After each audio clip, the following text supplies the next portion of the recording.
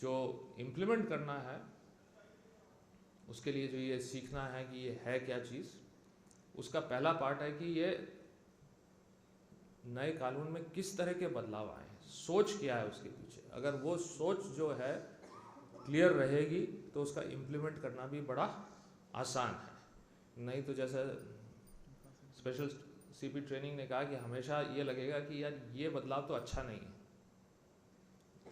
वो अच्छा तब लगने लगेगा जब उसके पीछे की सोच हमारे दिमाग में क्लियर हो। तो जो इस कानून के पीछे बदलने के पीछे या जो इसमें नई चीज़ें डाली गई हैं, जो बदलाव लाए गए हैं, उनके पीछे जो सोच है वो पार्लियामेंट में जब इन कानूनों को प्रस्तुत किया गया उस वक्त की स्पीच के दौरान भी, और जगह जगह उसका सरकार ने, होम मिनिस्टर साहब ने ये चीज़ बताई कि इसके पीछे क्या सोच है। तो मैं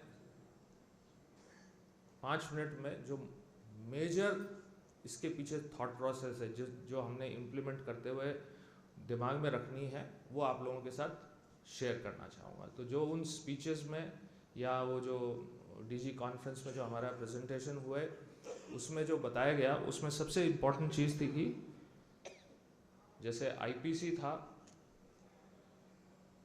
भारतीय दंड संहिता थी, अब वो भारतीय न्याय संहिता हो गई। तो फोकस जो है पनिशमेंट से ज़्यादा न्याय पे आ गया। तो न्याय पे आने का मतलब ये है कि अक्यूज से फोकस हटके साथ साथ विक्टिम पे भी आ गया, उसके न्याय होने के तरीके, प्रोसेस पे भी आ गया। तो पहले सिर्फ हम लोगों का ध्यान सिर्फ अक्यूज को पनिशमेंट दिलाने में था, अब अक्यूज को पनिशमेंट दिलाने के साथ साथ विक्टिम को भी जस्टिस दिलाने की सोच आ गई। तो उस हिसाब से लॉ में भी, प्रोसीजरल में भी बहुत सारी चीज़ें आ गई। जैसे कि अब हमें इन्वेस्टिगेशन की प्रोग्रेस जो है वो विक्टिम को बताना ज़रूरी हो गया। अभी तक हम लोगों के लिए ये चीज़ नहीं थी। तो अब हमारे प्रोसेस में जो है, हमारे पुलिस स्टेशन वर्किंग में ये एक नया फीचर आएगा कि जो हम इन्वेस्टिगेशन कर रहे हैं उससे विक्टिम को वाकिफ़ कराना ज़रूरी है, और उसका भी टाइम बाउंड पीरियड दे रखा है कि इतने समय में हम लोगों ने बताना है। तो इस तरह के बदलाव जो कि दंड से हटके न्याय की तरफ है, जस्टिस की तरफ है, विक्टिम की तरफ है, वो कई प्रावधान इसमें नए आ गए हैं। इसी तरह से विक्टिम के लिए दिल्ली पुलिस में तो हमने कई चीज़ों में EFIR कर रखी है, बाकी स्टेट्स में EFIR नहीं है। अब इसमें जो है EFIR कंपलसरी हो गई है कि EFIR अगेन जो विक्टिम है उसके लिए, जो हम बात कह रहे हैं विक्टिम सेंट्रिक है, तो विक्टिम खुद EFIR करा सके। अभी हम लोगों की लिमिटेशन ये थी कि दिल्ली में भी जो हमने EFIR कर रखी है वो प्राइमरीली हमने प्रॉपर्टी ऑफेंस के लिए कर रखी है, बाकी ऑफेंस के लिए नहीं है। पर नए कानून में वो ब्लैंकेटली लिखा हुआ है कि ये EFIR कराया जा सकता है, उसमें लिमिटेशन नहीं है कि ये प्रॉपर्टी ऑफेंस की है। तो उसके हिसाब से हमें प्रोसेस भी बदलनी पड़ेगी, अपनी टेक्नोलॉजी भी बदलनी पड़ेगी और सोच भी बदलनी पड़ेगी। इसके अलावा फिर से विक्टिम के लिए 0 FIR का प्रावधान पहले भी हम लोग CRPC में लिखा हुआ नहीं था 0 FIR का प्रावधान, लेकिन हम लोग प्रैक्टिस में 0 FIR करते थे। अब वो कानून में ही 0 FIR विक्टिम के लिए डाल दी गई है कि आप कहीं से भी कहीं की FIR दर्ज करा सकते हैं। तो ये भी एक बदलाव है। तो इस तरह की जो ये मोटे मोटे बदलाव विक्टिम के फेवर में इस कानून में लाए गए हैं। फिर बहुत सारे पनिशमेंट्स थे हमारे पिनल कोड में जो अब इर्रेलेवेंट हो चुके हैं, उनको हटा दिया गया है। नए पनिशमेंट्स को डिफाइन भी किया गया है, और कुछ की जो सज़ा जो है वो बढ़ा दी गई है, कुछ में मिनिमम सज़ा का प्रावधान भी कर दिया गया है। तो ये मेजर 3 बदलाव, कुछ को हटा दिया, कुछ नए कर दिए, और कुछ के पनिशमेंट्स को बढ़ा दिया या मिनिमम पनिशमेंट की भी प्रावधान उसमें रख दिया। अब जो नए पनिशमेंट रखे हैं उसमें मोटे मोटे ये हैं कि ऑर्गेनाइज्ड क्राइम नाम की चीज़ को डिफाइन कर दिया गया है। अभी तक ऑर्गेनाइज्ड क्राइम हमारे आईपीसी में नहीं थी। ऑर्गेनाइज्ड क्राइम भी दो तरह के उन्होंने नए कानून में डाल दिए हैं, एक ऑर्गेनाइज्ड क्राइम और एक पेटी ऑर्गेनाइज्ड क्राइम, एक छोटा ऑर्गेनाइज्ड क्राइम।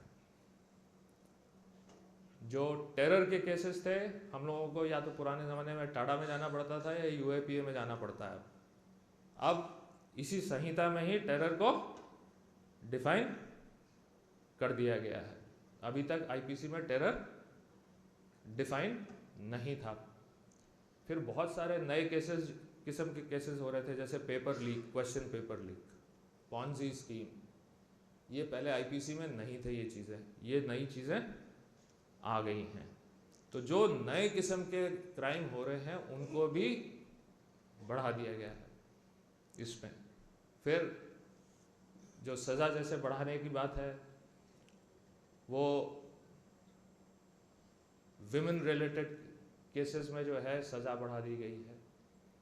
हम लोगों का व्हीकल थेफ्ट जो है, अब नए कानून में एक थेफ्ट के अंदर ही एक सबसेक्शन में व्हीकल थेफ्ट डिफाइन कर दी गई है और उसकी सज़ा भी 7 साल कर दी गई। वो सज़ा जो है बढ़ गई है, पहले 3 साल तक की थी, अब जो है 7 साल की हो गई। स्नैचिंग का अलग से डिफाइन कर दिया गया है, स्नैचिंग अलग क्राइम हो गया है।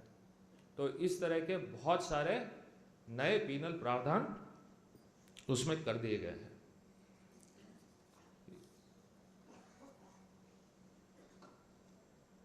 मॉब लिंचिंग को डिफाइन कर दिया गया। अभी तक हम मॉब लिंचिंग की कोर्ट के आदेश के हिसाब से काम कर रहे थे, अब इस लॉ में मॉब लिंचिंग भी एक नया ऑफेंस डिफाइन कर दिया गया है, उसकी सजा भी प्रिस्क्राइब कर दी है।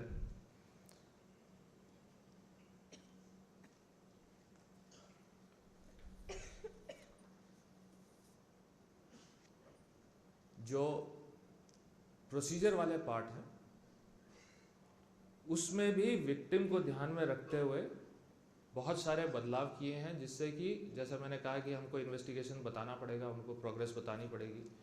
फिर टाइमलाइंस बहुत प्रिस्क्राइब कर दी है कि विक्टिम को न्याय नहीं मिलता क्योंकि हम लोगों के यहाँ डिले बहुत होता है। तो पुलिस के एंड पे भी कुछ केसेस में इतने समय में काम पूरा कर लेना है, ये टाइमलाइन प्रिस्क्राइब कर दी है। जो विमेन के अगेंस्ट ऑफेंसेस हैं उनके ऊपर डॉक्टर, हेल्थ डिपार्टमेंट के ऊपर टाइमलाइन फिक्स कर दी है कि उसकी रिपोर्ट जो है, एग्जामिनेशन रिपोर्ट 7 दिन के अंदर देना मैंडेटरी है, ये इसके अंदर डिफाइन कर दिया है। तो हेल्थ डिपार्टमेंट के जो है एक लिमिट लग गई। कोर्ट्स के ऊपर जो है बहुत सारी टाइमलाइंस लगी हैं, जैसे कि किसी भी पार्टी को 2 से ज़्यादा एडजर्नमेंट लेने का अधिकार नहीं है। अब अगर एडजर्नमेंट लेना है तो सिर्फ 2 बार ही लिया जा सकता है। कि आर्गूमेंट ख़त्म होने के कितने दिन बाद जजमेंट पास करना ज़रूरी है, वरना वो पड़े रहते थे जजमेंट लंबे समय तक, वो टाइमलाइन फिक्स कर दी गई है। पुलिस के लिए जो प्रोसीजर्स, इंटरेस्टिंग प्रोसीजर्स जो हम लोगों के लिए इसमें आ गए हैं, इसमें बहुत सारे ऐसे क्रिमिनल्स या क्राइम्स डिफाइन कर दिए गए हैं जिनको हम लोग हथकड़ी लगा सकते हैं। अभी तक हमारे पास हथकड़ी लगाने का प्रावधान लॉ में नहीं था, तो अब बहुत सारे उसमें डिफाइन कर दिए जिसमें हम लोग हैंडकफ का इस्तेमाल कर सकते हैं। जो पीओ हो गया उसकी ट्रायल नहीं कर सकते थे, अक्यूज्ड है लेकिन एब्सकॉन्डर है, प्रोक्लेम्ड ऑफेंडर डिक्लेयर हो रखा है, अब उसकी एब्सेंस में उसकी ट्रायल की जा सकती है और उसको सजा सुनाई जा सकती है। तो उसका बड़ा फ़ायदा होगा इस सेंस में कि हमारे कई लोग क्रिमिनल जो हैं वो नकली पासपोर्ट बनवा के देश से भाग जाते हैं, दूसरे देश में जाके बैठ जाते हैं। यहाँ हमारे यहाँ ट्रायल नहीं हो पाता और दूसरे देश वाले कहते हैं कि भाई ये तो आपके यहाँ प्रूव ही नहीं हुआ है तो हम इनको वापस कैसे करें, ये तो अभी सिर्फ अक्यूज्ड ही है, कन्विक्ट तो नहीं। अगर अब उसके एब्सेंस में ट्रायल करा के हम लोग उसको कन्विक्ट करा सकेंगे तो दूसरे देश से लाना भी आसान हो जाएगा, क्योंकि अब वो अक्यूज नहीं है, प्रूवन अपराधी हो गया, कन्विक्ट हो गया। तो इस तरह के बहुत सारे प्रोसेस में बदलाव आए हैं जो कि पुलिस को मदद भी करेंगे, हमारे कुछ में काम बढ़ेंगे, लेकिन बहुत सारे ऐसे प्रावधान आए हैं जिसमें मदद मिलेगी। फिर जो डिस्चार्ज की जो एप्लीकेशन लगाते थे वो पहले 3 महीने के अंदर ही लगा देनी है, उसके बाद लगाना संभव नहीं है। वरना ये होता था कि मल्टीपल अक्यूज्ड हैं, एक ने डिस्चार्ज की एप्लीकेशन लगाई, उस पर बहस करते करते 7-8 महीने गए, फिर उसके बाद हायर कोर्ट में अपील की, जब उसका निर्णय आया तो अगले को अक्यूज ने डिस्चार्ज एप्लीकेशन लगा दी, तो ट्रायल ही आगे नहीं खिसक पाता था। तो इन सब पे अब लिमिटेशन लग गई है। तो जो कोर्ट के प्रोसीजर्स हैं उनके ऊपर भी बहुत सारी टाइमलाइन लगी है। एक इंटरेस्टिंग और प्रावधान इसमें जो रखा गया है वो ये रखा गया है कि जेल में बहुत सारे कैदी भरते जा रहे हैं, लिमिट बढ़ रही है, तो जेल्स को डीक्लॉगिंग का इसमें प्रावधान रखा गया है। तो उसमें 6 ऑफेंसेस ऐसे लिए गए हैं जिसमें पनिशमेंट के तौर पे सजा ना देके बल्कि कम्युनिटी सर्विस कराई जा सकती है, जिससे कि जेल में कम लोग जाए। फिर बेल के प्रावधान पे फर्क आया है। बेल के प्रावधान में अभी हम लोगों को मालूम है कि जितने मैक्सिमम सजा है किसी ऑफेंस की, उसका आधा समय अगर वो अंदर जेल में रह लेता है तो उसको बेल दी जा सकती है, लेकिन उसको वो बेल अप्लाई करनी पड़ती थी। तो बहुत सारे जेल में इसलिए पड़े रहते थे कि उनको वकील करने के लिए उनके पास क्षमता नहीं है, या ये प्रावधान पता नहीं उन्होंने बेल के लिए अप्लाई ही नहीं किया है। अब ये जेल सुपरिटेंडेंट के ऊपर डाल दिया गया है कि जिसका आधा समय हो गया अंडर ट्रायल का, जिस ऑफेंस के लिए वो जेल में है अक्यूज्ड, उसकी मैक्सिमम सजा का आधा पीरियड हो गया, तो ये जेल सुपरिटेंडेंट की ड्यूटी होगी कि वो उसकी बेल के लिए अप्लाई करेगा। और अगर फर्स्ट ऑफेंडर है तो आधा नहीं, 1/3 समय के बाद जेल सुपरिटेंडेंट उसकी बेल के लिए अप्लाई करेगा। तो जेल के प्रोसेस पे जो है फर्क आया है। जो प्रोसिक्यूशन डिपार्टमेंट है उसका स्ट्रक्चर कैसा होना चाहिए, उसमें डायरेक्टर प्रोसिक्यूशन की क्या रिस्पॉन्सिबिलिटी होगी, डिप्टी डायरेक्टर की क्या होगी, असिस्टेंट डायरेक्टर की क्या होगी, यह भी अब लॉ में प्रिस्क्राइब कर दिया गया है। वो अपनी मर्जी से नहीं कर सकते, उनकी रिस्पॉन्सिबिलिटी और स्ट्रक्चर भी नए कानून में दे दिया गया है। तो प्रोसीजर में वहाँ पे भी बदलाव आएगा। तो हम लोगों को जेल के साथ भी, प्रोसिक्यूशन, जुडिशरी, हर जगह प्रोसेस में बदलाव आ रहे हैं। तो ये सारे समझने पड़ेंगे। उसी हिसाब से हमें अपने पुलिस स्टेशन की चीज़ें बदलनी पड़ेगी। पूरा CCTNS बदलेगा, सारे धाराएं जब बदल रही हैं, तरीके बदल रहे हैं, रिपोर्ट्स उसके हिसाब से बदलेंगी। तो उस पर NCR भी काम कर रही है, तो CCTNS हमारा उसी हिसाब से बदलेगा। तो हमारी अपनी ट्रेनिंग जो है हर तरह की होनी पड़ेगी। हमारा जो डेटा एंट्री ऑपरेटर है उसकी भी दोबारा से ट्रेनिंग करनी पड़ेगी, IOs की ट्रेनिंग करनी पड़ेगी, जो हमारे लड़के कोर्ट में लगे हुए हैं उनकी ट्रेनिंग करनी पड़ेगी, क्योंकि कोर्ट के प्रोसीजर बदल रहे हैं। तो एक बहुत ही लार्ज स्केल पे हम लोगों को ट्रेनिंग प्रोग्राम करना पड़ेगा। पर यह है कि ये सारी चीज़ें बड़ी इंटरेस्टिंग है, ये बड़े इंटरेस्टिंग तरह तरह के बदलाव हैं। तो ये जानना और इसको इम्प्लीमेंट करना मेरे हिसाब से बड़ा इंटरेस्टिंग रहेगा, मज़ेदार रहेगा। ये बर्डन नहीं रहेगी, बड़ा इंटरेस्टिंग चीज़ रहेगी कि कैसे ये चीज़ बदली जा रही है। एक चीज़ जो हमने खुद यहाँ दिल्ली पुलिस में HM साहब के कहने से अगस्त 22 से एडमिनिस्ट्रेटिव ऑर्डर से कर दी थी कि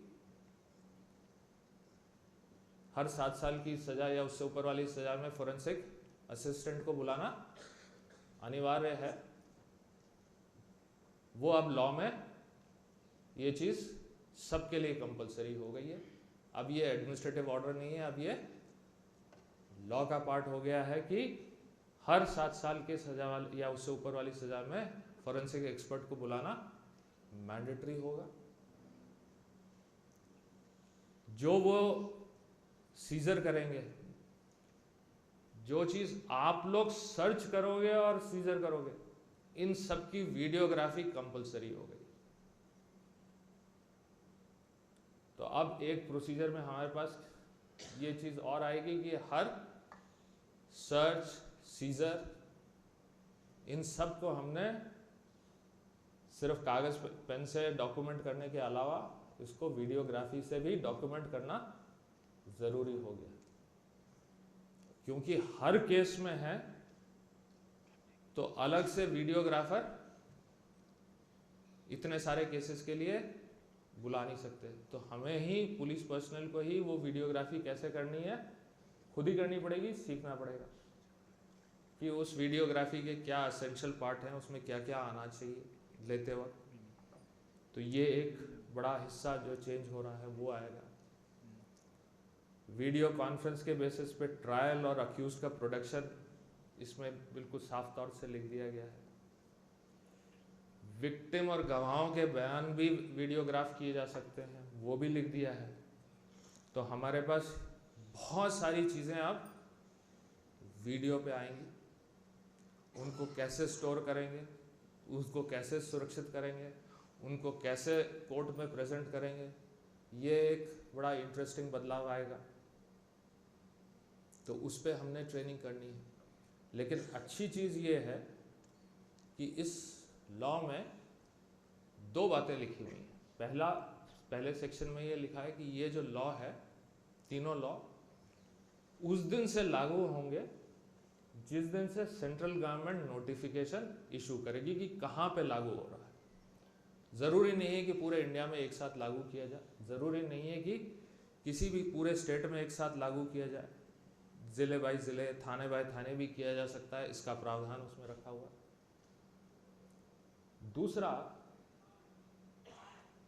जिन सेक्शंस में वीडियोग्राफी दूसरे एक्सपर्ट, ये जैसे फोरेंसिक एक्सपर्ट मैंडेटरी कर दिए, जिन सेक्शन में ये चीज़ लिखी हुई है उसमें एक लाइन और भी लिख दी है कि ये पर्टिकुलर प्रावधान पूरा लॉ लागू होने के बाद भी ये वाला प्रावधान उस दिन से लागू होगा जिस दिन से स्टेट गवर्नमेंट, पूरा लॉ लागू करने के लिए सेंट्रल गवर्नमेंट का नोटिफिकेशन चाहिए, लेकिन ये फोरेंसिक वीडियोग्राफी इसमें लिखा है कि ये वाला प्रावधान उस दिन से लागू होगा जिस दिन से स्टेट गवर्नमेंट इस सेक्शन को लागू करने का नोटिफिकेशन करेगी, क्योंकि स्टेट गवर्नमेंट को उतने फोरेंसिक एक्सपर्ट तैयार करने पड़ेंगे, उतना वीडियोग्राफी का सामान खरीदना पड़ेगा, उसको स्टोर करने का इंतज़ाम करना पड़ेगा, सिस्टम बनाना पड़ेगा। तो वहाँ पे ये एक फ़ायदा दे दिया गया। तो ये जो कानून की जो लागू करने की जो प्रक्रिया है उसको 2 भागों में हम तोड़ के देख सकते हैं। पहले तुरंत वो चीज़ आ जाएगी जो कि नए सारे प्रोसेसेस हैं, सारी प्रक्रियाएं हैं, नई धाराएं हैं, वो तो जल्दी से आ जाएगा। लेकिन जो ये फोरेंसिक एक्सपर्ट और वीडियोग्राफिक वाला है, ये थोड़े समय बाद आएगा जब ये सारे इंफ्रास्ट्रक्चर हम लोग तैयार कर लेंगे। तो ये तो मोटा मोटा सारी चीज़ें तो आपको ट्रेनिंग में और सब डिटेल में बताएंगी, एक फील देने के लिए कि किस किस तरह के इसमें बदलाव आ रहे हैं। तो मैंने कुछ एग्जाम्पल आप लोगों को बताए। आखिरी बात उसमें जो मैं बताना चाहूँगा, उसी कॉन्फ्रेंस में ये हुआ था, उस कॉन्फ्रेंस से पहले MHA ने यह तय किया था कि चंडीगढ़ यूटी को एक मॉडल की तरह तैयार करते हैं जहाँ पे इस लॉ को, इस बदलाव को पहले लाते हैं। छोटी सी जगह है, तो वो जैसे बदलाव वहाँ का जो एक्सपीरियंस होगा उसको देख के बाकी सारे स्टेट्स जो है अपनी तैयारी करके इसको लागू कर सकते हैं। तो ये माना गया था कि अप्रैल तक चंडीगढ़ में इस चीज़ को लागू कर देंगे और चंडीगढ़ जो है अपने सारे आईओज को, अपने सारे लोगों को, अपने जजेस को, अपने प्रोसिक्यूटर्स को, अपने जेल स्टाफ को, सबको ट्रेन करके अप्रैल तक तैयार कर लेगी और वहाँ पे ये लागू होंगे। तो ये जब कॉन्फ्रेंस में वहाँ पे प्रस्तुत किया गया तो पीएम साहब ने कहा कि नहीं, आप सारी यूटीज को एक साथ ही करिए, क्योंकि हर यूटी का साइज अलग है, हर यूटी देश में अलग अलग जगह पे है, तो कई तरह के मॉडल तैयार हो जाएंगे जिससे कि बाकी स्टेट्स को कॉपी करने में आसानी रहेगी कि छोटा वाला मेथड यूज करें, बड़ा वाला मेथड यूज करें, तो सारे यूटीज को एक साथ करें। तो उससे क्या हुआ कि दिल्ली उस लिस्ट में आ गया है। तो हम लोग उन पहले स्टेट्स कह लीजिए या यूटीज में होंगे जिसको ये इम्प्लीमेंट करना है, और हमारा जो एक्सपीरियंस होगा उसका इस्तेमाल करके बाकी लोग अपने सिस्टम्स तैयार करेंगे।